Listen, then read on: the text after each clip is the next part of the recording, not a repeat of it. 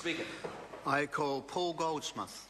Thank you, Mr. Speaker. I speak in support of the Building Amendment Act number 3, and I think this is another piece of good legislation and a small part of the overall package into getting a more productive, affordable and better quality housing stock in New Zealand.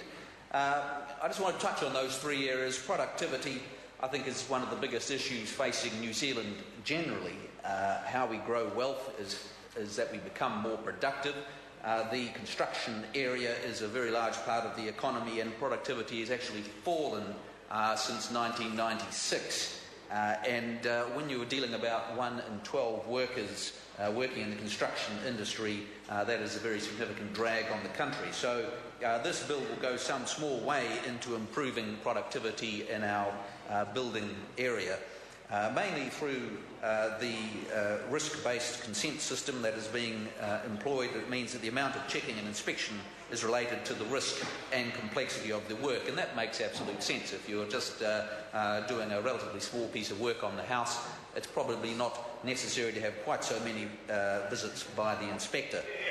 The second area is in affordability, and we hear no end about the concerns that people have on all sides of the House and throughout the country about housing affordability. And it always strikes me as strange that particularly members on the other side worry about housing affordability, but when it comes to local councils, there is a tendency to do everything they can to drive up the cost of land, which is an important part of all housing affordability, through restrictive district plans, and we see that at the moment in Auckland, a very large part of the problem. Also, rates is an important part of housing affordability, and again in Auckland we're looking at potentially more than 30% rate increases in some parts of the city over the next 3 years. So affordability is a broad issue.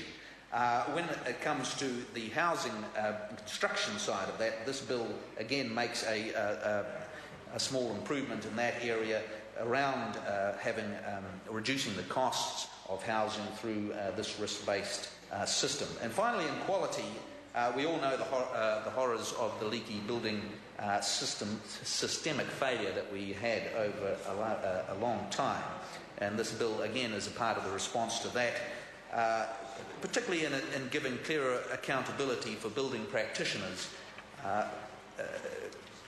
giving a clearer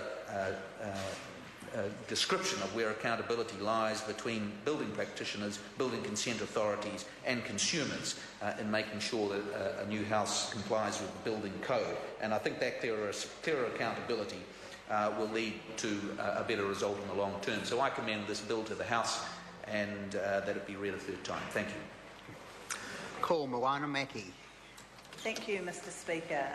And it's actually with great disappointment